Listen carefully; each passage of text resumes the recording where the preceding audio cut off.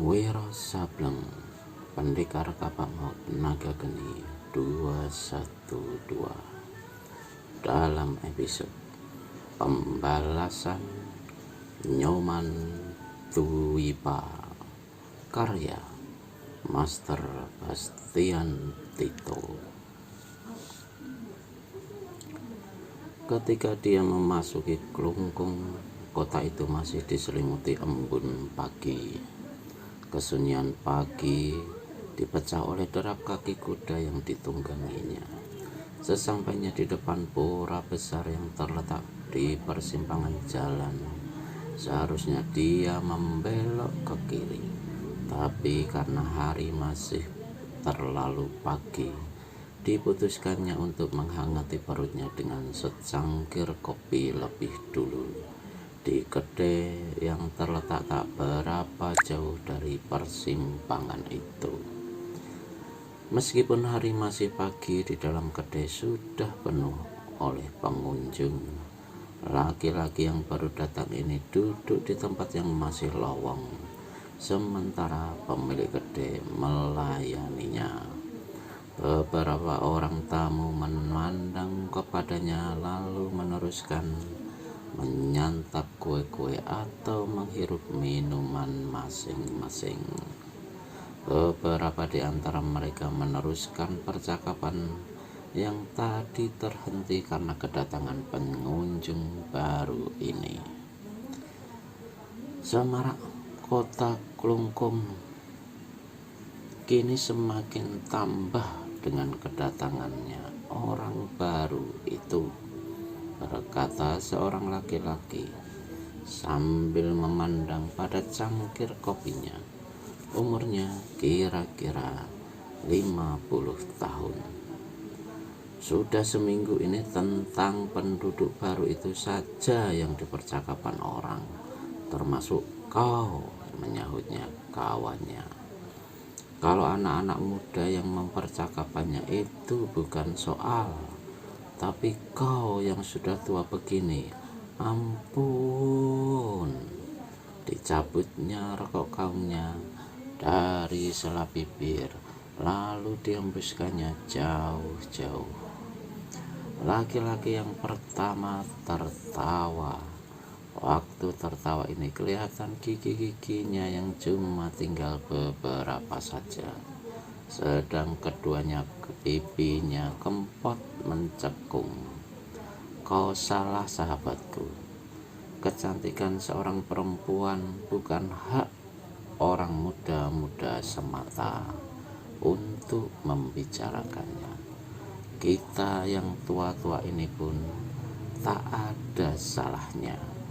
Dan anak gadis Ikrambangan itu benar-benar cantik luar biasa.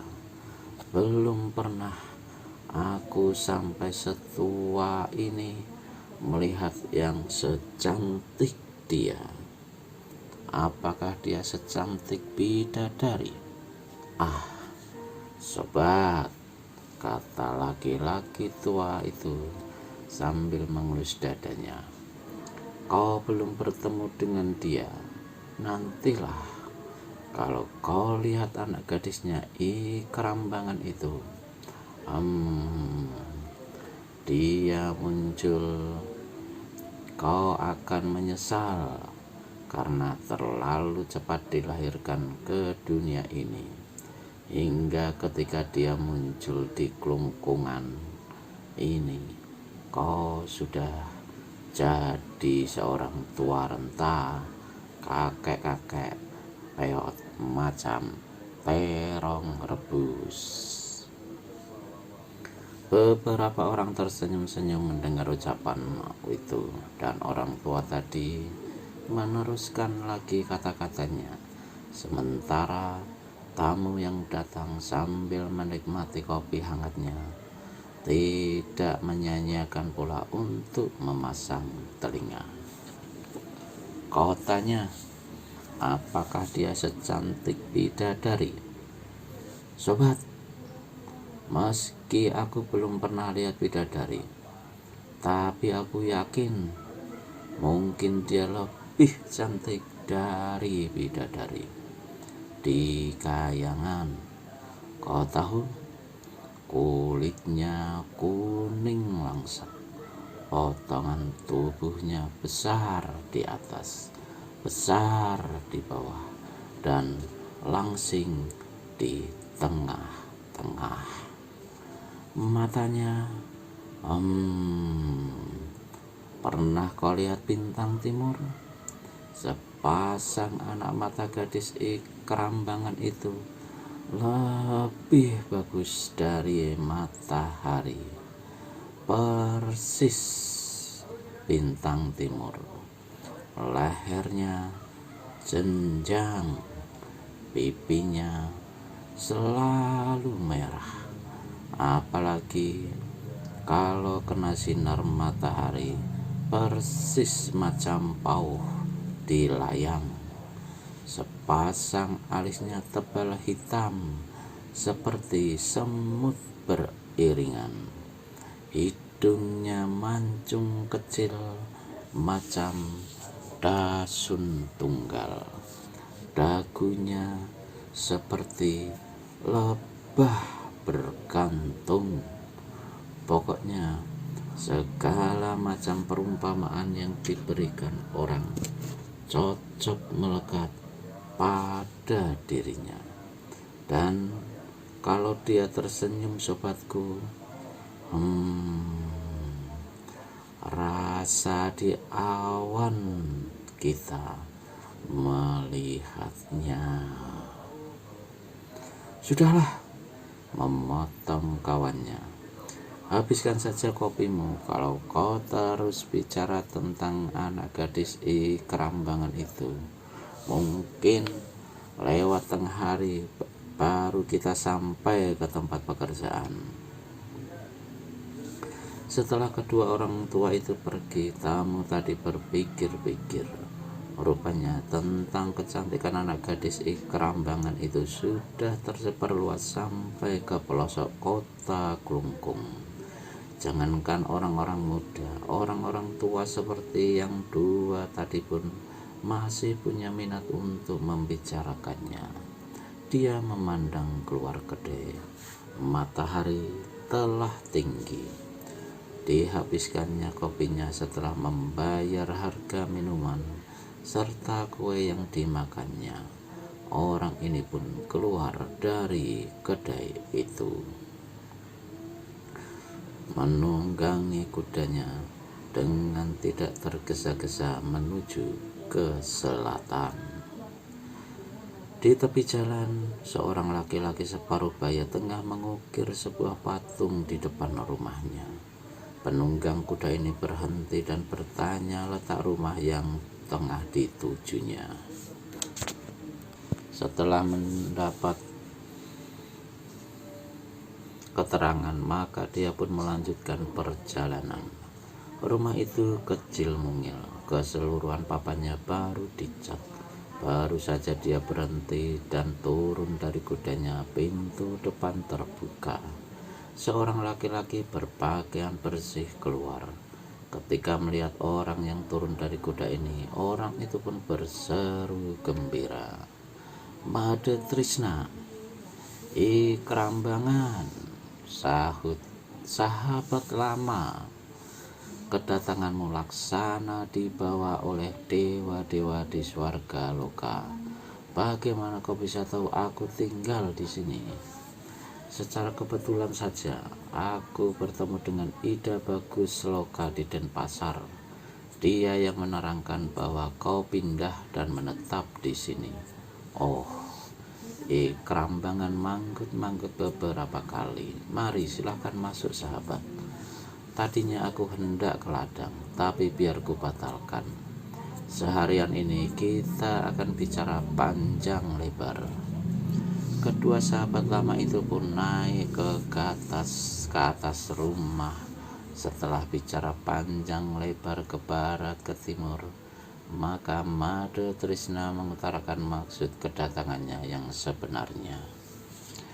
"Sahabatku Kerambangan, di samping hendak menyambangimu di sini, sebenarnya maksud kedatanganku ini membawa pula satu maksud yang sangat baik. Gembira sekali aku mendengarnya, Made Trisna, ujar I Kerambangan. Katakanlah, apa maksudmu yang baik-baik itu? Setelah batuk-batuk beberapa kali, baru Made Trisna membuka mulutnya. Kau tentu masih ingat dengan Cokro Gede Anyer. Oh, siapa yang akan lupa pada manusia pemberani itu? Nah, justru kedatanganku kemari ini ada sangkut paut dengan dirinya. Begitu. Sangkut paut bagaimana, Made? Dialah yang meminta aku ke sini untuk menyampaikan salam hormat. Ah, aku yang rendah ini mana berani menerima salamnya, potong I Kerambangan. Kau tahu sendiri sifat Cokro Gede Anyer. Baginya semua orang sama, tak ada tinggi dan rendah, tak ada bangsawan dan rakyat jelata. Nah sahabatku, dia menyuruh aku kemari untuk tolong menyampaikan salam hormat, di mana dia berhajat untuk meminang anakmu. Maksudmu, Ni Ayu Tantri? Tentu, kau kan tak punya anak lain daripada si tunggal Tantri itu. I Kerambangan meneguk ludahnya. Sungguh satu kehormatan luar biasa. Cokorda Gede Anyer mempunyai hasrat baik untuk melamar anakku. Setahuku, dia juga cuma punya seorang anak. Betul, namanya Cokorda Gede Jantra. Parasnya gagah, usianya 2 tahun lebih tua dari anak gadismu. Ringkas kata, kalau anakmu dijodohkan dengan dia, pasti cocok sekali laksana pinang dibelah 2. 1 bulan 1 mentari. Sejak 10 tahun yang lalu, I Kerambangan tak pernah bertemu dengan Cokorda Gede Anyer. Sewaktu Cokorda Gede Anyer masih kecil, dia memang pernah melihatnya dan menurut pendapatnya anak itu tidaklah gagah parasnya. Mukanya senantiasa pucat macam orang sakit, tubuh kurus dan kelakuannya nakal bengal luar biasa. Tapi itu dulu selagi masih kanak-kanak. Sekarang sesudah jadi pemuda mungkin sifatnya telah berubah dan parasnya menjadi gagah. Karena Kerambangan lama tak bersua, maka berkatalah Made Trisna, apalagi yang kau pikirkan sahabatku? Terima saja lamaran itu. Cokorda Gede Jantra, pemuda gagah, anak bangsawan dan kaya raya. Pasti hidup anakmu akan terjamin dan bahagia. Memang betul kata-katamu itu, Made, jawab I Kerambangan. Tapi justru mengingat perbedaan darah turunan antara kami dan dialah, maka rasanya agak malu juga aku menerima lamarannya itu. Aku rakyat jelata, mana mungkin berpisah dengan orang bangsawan, sekalipun sebelumnya sudah saling mengenal. Made Trisna tertawa. Sekarang bukan zamannya berpikir sekolot itu, I Kerambangan. Apalagi kau ingat sifatnya Cokorda Gede Anyer yang tak mau membeda-bedakan di antara manusia. Kembali I Kerambangan berdiam diri beberapa lamanya. Lalu, anakku Ni Ayu Tantri berparas buruk. Masakan anaknya Cokorda Gede Anyer bersedia mengambilnya jadi kawan hidup. Kau keliwat merendah sahabat, kata Made Trisna pula, seraya menggulung sebatang rokok kaum. Kecantikan paras anak gadismu laksana bunga harum semerbak yang dihembuskan angin ke berbagai penjuru. Pagi tadi sebelum kesini aku mampir di sebuah kedai. Dan kau tahu, pagi-pagi buta begitu tamu-tamu di situ sudah bicara tentang kecantikan paras anakmu. Bayangkan, Kerambangan mengusap-usap dagunya, memandang ke arah jalan di mana meluncur sebuah pedati menarik tumpukan kayu-kayu bakar. Suara kelenengan sapi-sapi penarik pedati itu terdengar sepanjang jalan. Walau bagaimanapun gunjingan orang di luaran tentang diri anakku, tapi Cokorda Gede Jantra sendiri belum pernah bertemu muka dengan anakku. Jangan-jangan begitu lamaranku terima. Setelah bertemu tahu-tahu pemuda itu kecewa dan menyesal. Kalau dia tak pernah melihat paras anakmu dengan mata kepala sendiri, masakan dia dan ayahnya sampai memaksaku agar datang kemari, kata Made Trisna pula. Kembali Kerambangan menelan ludahnya. Akhirnya berkata laki-laki ini, beri aku waktu barang seminggu, 2 minggu untuk merundingkan hal ini bersama istriku. Aku sendiri pada dasarnya setuju. Cuma bagaimanapun, aku mesti minta pula pertimbangan istriku. Di samping itu, yang terpenting adalah tantri sendiri harus diberitahu. Made Trisna mengangguk-angguk. Aku yakin istrimu serta Ni Ayu Tantri menyetujui pinangan yang kusampaikan ini. 2 minggu terlalu lama, sobat. Aku datang minggu depan kemari untuk meminta jawabanmu. Akur. Baiklah, Made. Karena istriku sudah menyiapkan hidangan pagi di dalam, marilah kita masuk. Kedua orang itu lalu berdiri masuk ke ruang tengah. Seperti yang dikatakan Made Trisna, 1 minggu kemudian dia kembali ke Klungkung menemui Kerambangan untuk meminta kabar atau jawaban mengenai pinangan yang disampaikannya tempo hari. Dia yakin betul Ika Kerambangan akan menerima pinangan Cokorda Gede Anyar. Begitu sampai di rumah sahabatnya itu, langsung Made Trisna menanyakan persoalan. Minumlah dulu, Made, kata Kerambangan, mempersilakan sahabatnya. Bila Made Trisna sudah meneguk minuman yang disuguhkan, maka Kerambangan baru membuka persoalan.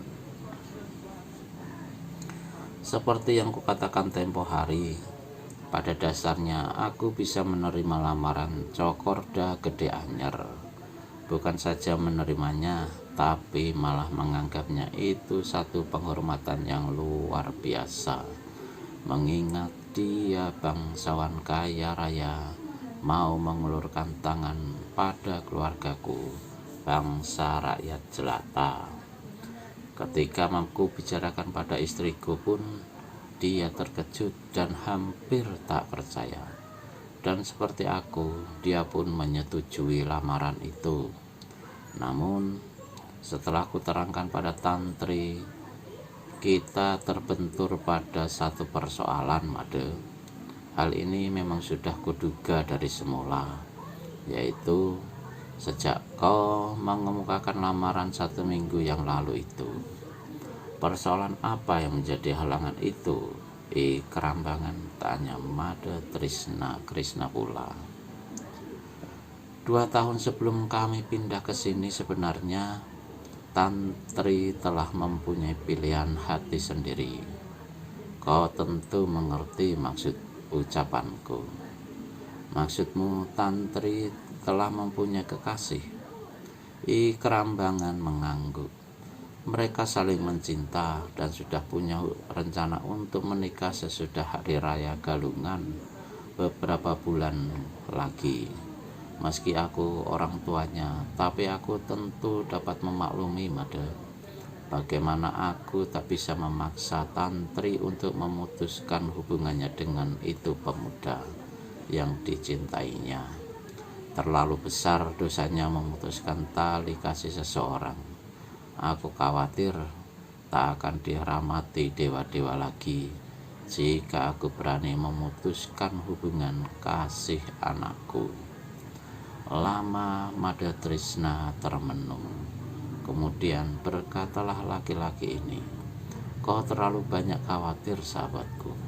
Masakan dewa-dewa di kayangan tidak akan merahmatimu? Bukankah dengan menikahkan Tantri dengan Cokorda Gede Jantra berarti kita membuat satu kebajikan dan pahala besar?" Itu betul, Mada.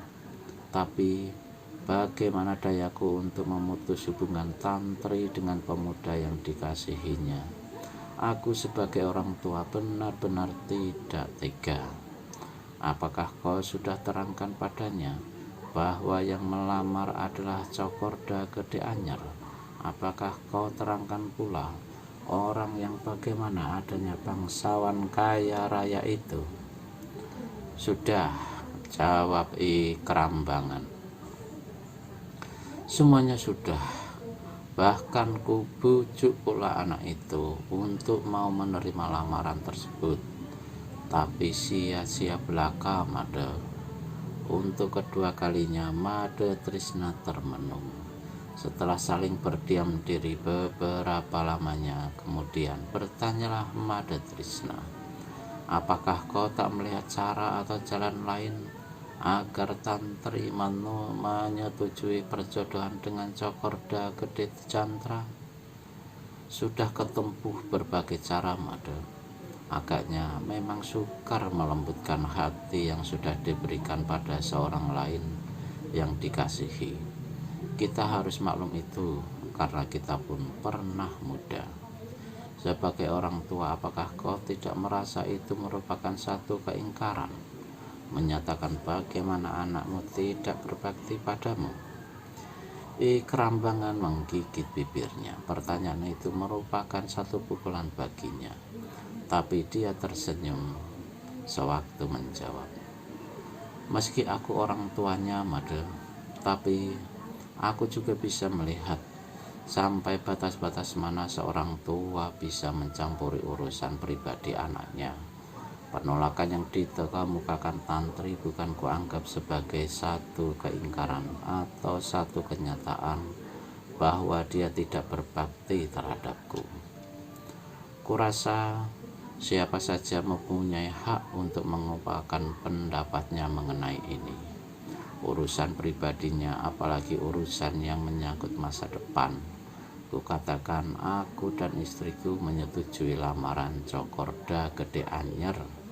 Tapi kita mesti sadar pula bahwa bukan aku atau istriku atau kau atau juga Cokorda Gede Anyar yang akan dijodohkan dan akan menempuh hidup baru berumah tangga itu, tapi Tantri."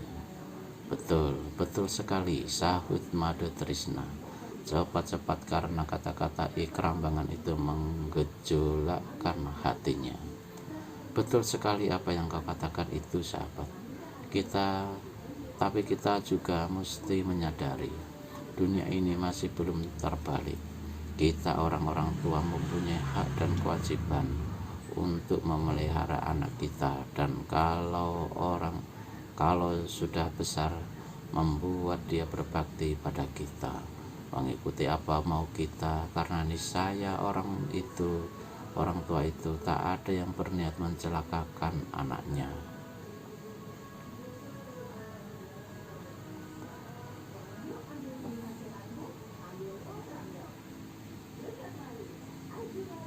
Dunia masih belum terbalik, sahabatku. Masakan kita orang-orang tua mesti mengikuti maunya anak kita? Justru anaklah yang harus patuh dan mengikuti kemauan orang tuanya. Menyesal sekali rupanya kalau jalan pikiran kita sedikit berbeda, Mada, kata Kerambangan. Bagaimanapun Aku tak merasa dunia ini telah terbalik hanya karena aku memberikan hak untuk menentukan kehidupan masa depan pada anakku.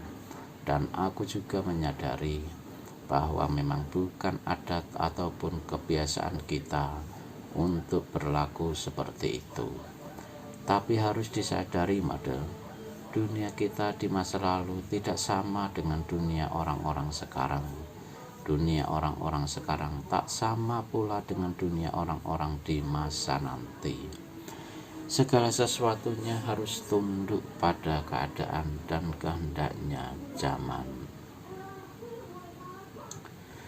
di mana orang tua-tua tidak mempunyai daya apa-apa lagi terhadap anaknya, di mana anak-anak sanggup mengatur orang tuanya dan bukan orang tua yang mengatur diri mereka. Sungguh lucu jalan pikiranmu. Jika memang itu pendirianmu, memang sungguh berbeda jalan pikiran kita, sahabat. Dan adalah sangat disayangkan kalau kau sampai mau menolak lamaran Cokorda Gede Anyer. Kau tahu Kerambangan, jika perjodohan ini jadi, kau sekeluarga akan dibuatkan sebuah rumah gedung dan disuruh pindah ke Denpasar. Tentang kehidupan masa tuamu tak perlu memikirkan. Kau hanya ongkang-ongkang kaki saja, karena semua keperluan dijamin oleh Cokorda Gede Anyer. Tentang anakmu, dia akan hidup bahagia bersama Cokorda Gede Jantra. Memang sudah kubayangkan betapa kebahagiaan akan menyelimuti bila Tantri nikah dengan anak Cokorda Gede Anyer. Tapi aku tak punya daya untuk memaksa Tantri. Made Trisna menjadi putus asa dan penasaran sekali pada sahabatnya itu. Kalau aku boleh bertanya, katanya, siapa gerangan pemuda yang dikasihi oleh anakmu itu? Apakah dia tampan, gagah, anak orang bangsawan tinggi, punya sawah ladang berhektar-hektar, punya ternak berkandang-kandang, dan punya harta bergudang-gudang, hingga mata dan hati anakmu tak dapat dialihkan kepada yang lain lagi? Pemuda itu bernama Nyoman Dwipa.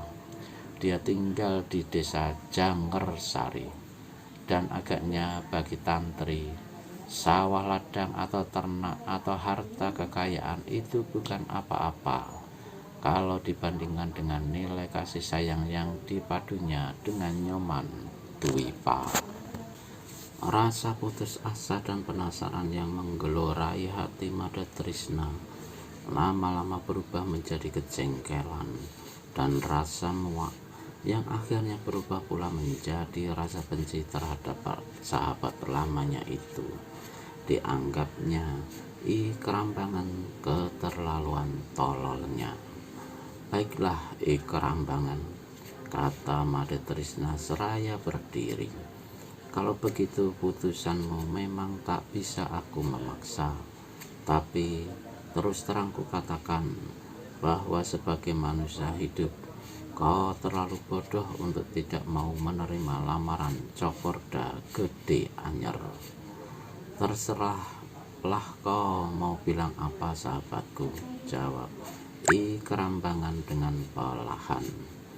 Mungkin aku memang orang tolol, tapi aku yakin dalam ketololan itu aku berpijak pada kebenaran dan hak pribadi yang tak bisa diganggu gugat. Made Trisna memacu kudanya dengan kencang. Hatinya memaki habis-habisan Kerambangan. Denpasar, sebuah kota besar dan bagus di Pulau Bali. Beberapa buah pura yang besar yang sangat indah bangunannya terdapat di sana. Di tengah-tengah kota terdapat sebuah gedung besar yang atapnya berbentuk candi. Tak ada satu orang pun di Denpasar yang tidak tahu siapa pemilik gedung bagus dan besar itu.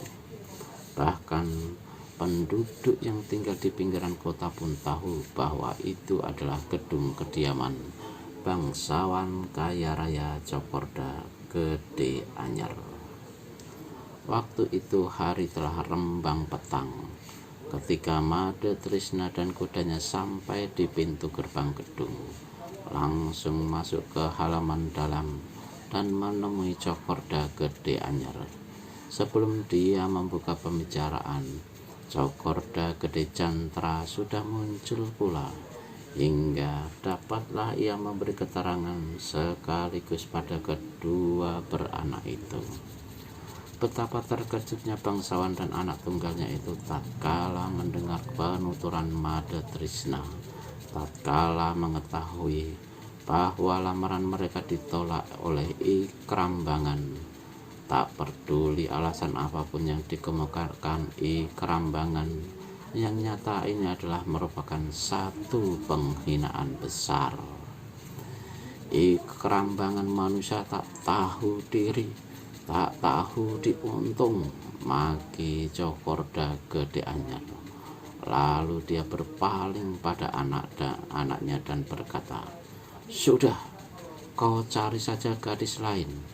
Di Denpasar ini, di Pulau Bali ini, ada ratusan gadis-gadis yang jauh lebih cantik dari anaknya si Krambangan itu, yang turunan bangsawan terpandang kaya raya." Cokorda Gede Jantra termangu beberapa lamanya. Mukanya yang senantiasa pucat macam orang mau mati besok, saat itu kelihatan makin tambah pucat seperti ayahnya. Pemuda ini pun merasa terhina, tapi hatinya benar-benar sudah terpaku pada gadis itu, hingga tak mungkin baginya untuk mencari lain gadis seperti yang dikatakan ayahnya. "Kita sudah diberi malu, Jantra," berkata Cokorda Gede Anyar. "Kuharap kau jangan memberi malu yang kedua kalinya. Tapi ayah, aku tak sanggup hidup bersama gadis lain." "Kenapa tidak sanggup? 10 gadis lebih cantik dari si tantri itu bisa kau ambil jadi istri sekaligus." Cokorda Gede Jantra berdiri dari kursinya. "Walau bagaimanapun aku mesti dapatkan gadis itu, ayah. Tidak dengan cara baik-baik, dengan jalan buruk pun bisa. Rasa malu yang kita terima akan kubalas malam ini juga." Cokorda Gede Jantra lantas berlalu dari situ. Cokorda Gede Anyar dan Made Trisna saling berpandangan. Kedua orang ini sudah bisa menduga apa yang bakal dilakukan oleh Cokorda Gede Jantra, dan berkatalah Made Trisna, "Kalau betul itu hendak dilakukan oleh Cokorda Gede Jantra, kurasa tak ada salahnya. Itu sudah menjadi adat kebiasaan kita di sini." Hari itu sejak petang, lingkungan langit di atas kota Klungkung diselimuti kemendungan. Gumpalan awan hitam datang bergulung-gulung tiada hentinya dari arah barat. Menjelang senja, angin keras mulai bertiup menerbangkan debu di segala pelosok, membuat kota tenggelam dalam udara pengap. Tepat sewaktu sang surya lenyap di ufuk barat, maka hujan deras pun turun. Suaranya menggemuruh ditimpal oleh deru angin. Setiap telinga mendengarnya merasa ngeri. Sekali-sekali menggelegar guntur, berkelebat kilat. Dalam tempo yang singkat, parit dan selokan di seluruh kota telah luber oleh air hujan. Sungai-sungai kecil banjir menerpa segala apa saja yang ada di sekitarnya. Kadang-kadang hujan itu mereda sebentar lalu turun lagi dengan lebih lebat.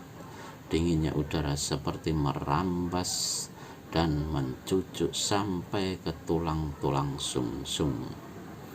Dalam lebatnya curahan hujan, dalam kerasnya deru angin, dan dalam gelapnya suasana malam yang dingin itu, dari jurusan timur, laksana bayangan setan, kelihatanlah 4 penunggang kuda memasuki kelungkung.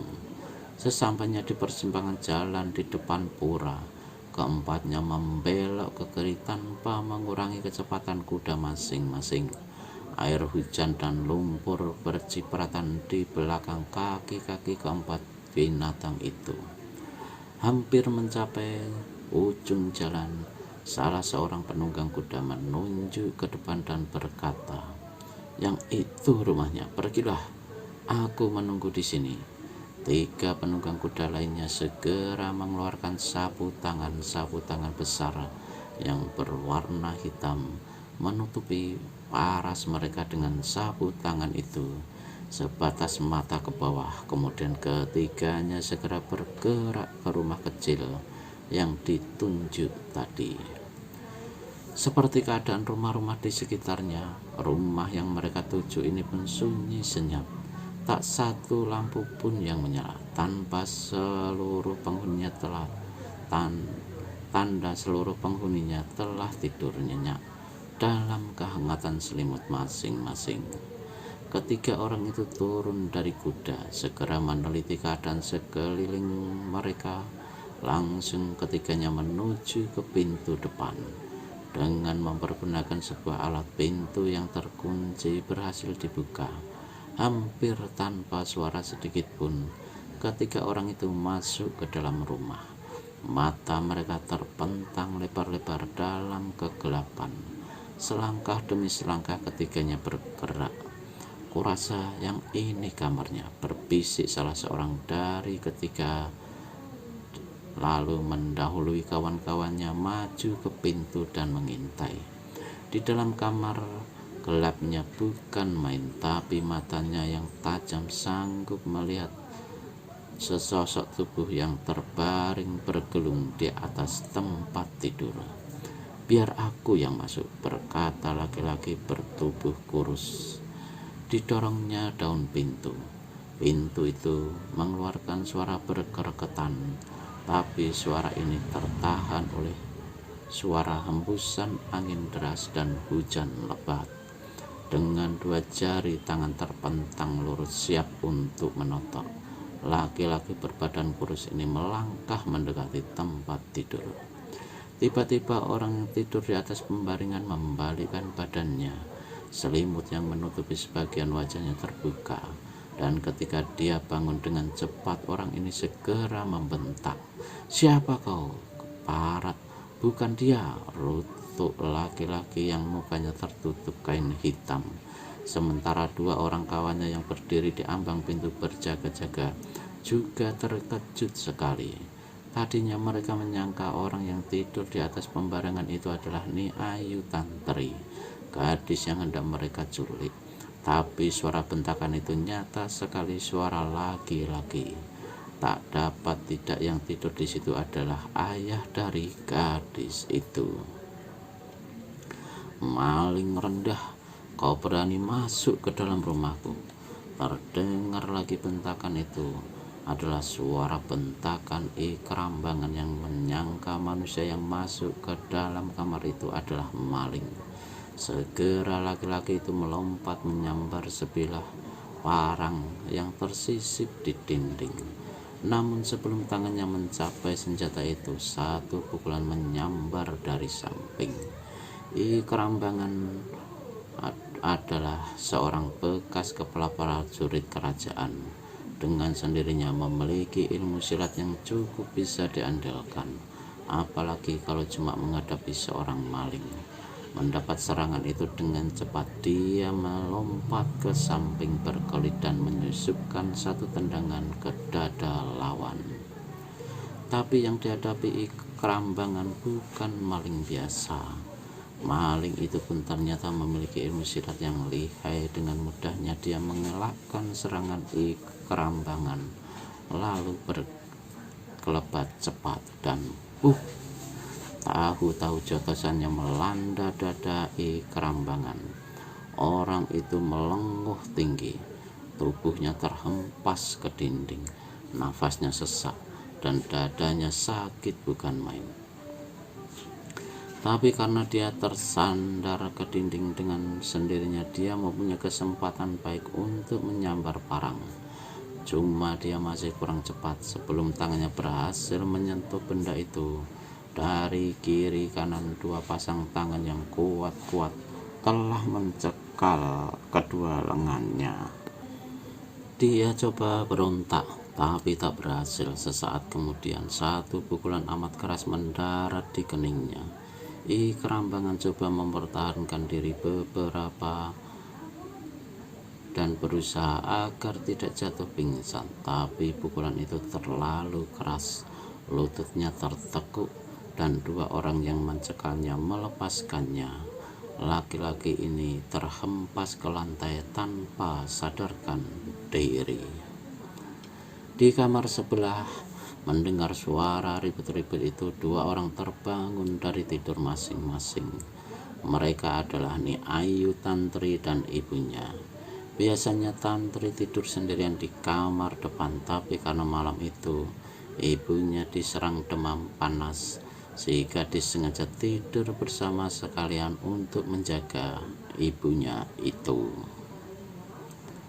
"Ada apa, Nak?" bisik sinar Warda, ibunya Tantri. "Seperti suara orang berkelahi, Bu," jawab Tantri. "Ku dengar keluhan ayah, biar aku lihat keluar." Ni Warda menarik pakaian anaknya dan berkata gemetar, "Jangan, Tantri, pasti itu orang-orang jahat. Kalau kau keluar." "Tapi ayah, Ibu," ujar Ni Ayu Tantri dengan hati cemas. Dan baru saja gadis ini berkata demikian, pintu kamar itu terbentang lebar oleh satu tendangan keras. Ni Warda dan Ni Ayu Tantri menjerit melihat 3 orang laki-laki bertutupkan kain hitam paras masing-masing menyerbu ke dalam kamar itu.